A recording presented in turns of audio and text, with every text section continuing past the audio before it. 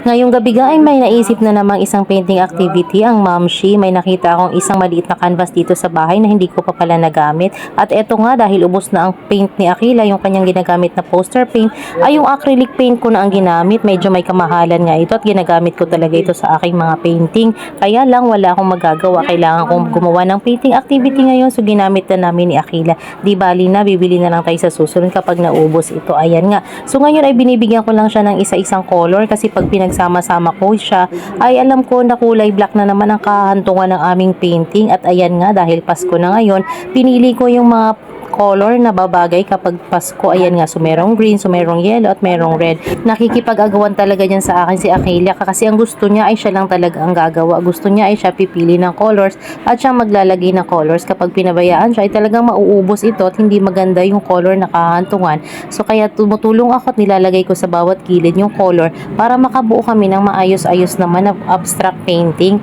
At eto na nga, sumusunod na siya sa akin kinalaunan at ayan yung kanyang sitting tolerance ay talaga namang matagal na siya nakakaupo. Malaki nga ang naitulong ng ganitong activity kay Akila. Maliban sa pag-upo, ay makikita mo yung kanyang focus at marunong na rin siya umawak ng brush na dati hindi pa talaga. Super nagugustuhan niya nga yung texture ng acrylic paint o kaya ng poster paint kasi medyo watery ito at madali lang talagang siyang ipahid sa mga canvas o sa papel man.